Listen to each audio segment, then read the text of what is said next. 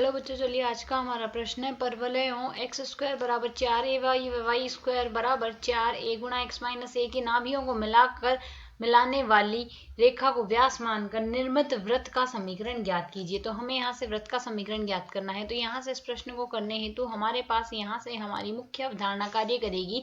मुख्य अवधारणा यहाँ से हम लेकर चलेंगे। यदि हमारे पास यहाँ से हमारे पास x1 y1 व x2 y2 यहाँ से यदि दोनों व्यास के सिरे हैं तो यहाँ से वृत्त का समीकरण आएगा। वृत्त का समीकरण हम यहाँ से लिख सकते हैं x माइनस x1 गुणा में आएगा x माइनस में x2 प्लस में आएगा y माइनस में y1 गुणा में आएगा y माइनस में y2 इक्वल्स टू आ जाएगा हमारे पास यहाँ से 0।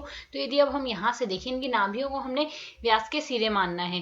तो यदि हम यहाँ से देखें एक्स स्क्वायर बराबर 4ay है। अब यहाँ से इस जो परवलय हमारे पास बन रहा है, इस परवलय की नाभि के निर्देशांक हमारे पास क्या आएंगे? इस परवलय की नाभि के निर्देशांक आ जाएंगे 0, a।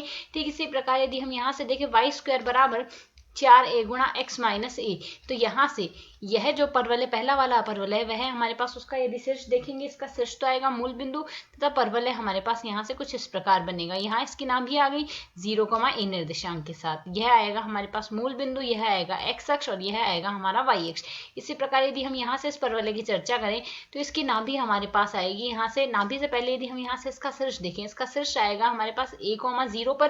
तो यदि a, 0 पर इसका हमारे पास शीर्ष आ रहा है तो यहाँ से यह परवलय हमारे पास कुछ इस प्रकार बन रहा है। यहाँ से यह 1, 0 है, यह x अक्ष है, यह हमारा y अक्ष है तथा यह हमारा यहाँ से मूल बिंदु है।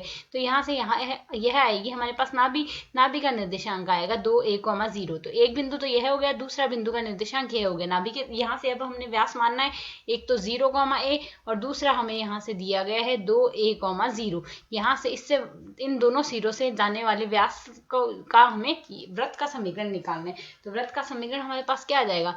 x माइनस में 0 गुणा में आएगा x माइनस में 2a प्लस में y माइनस में a गुणा में आएगा y माइनस में 0 बराबर में आएगा 0। इस समीकरण को यदि हम आगे सरल करते हैं तो मान क्या आएगा?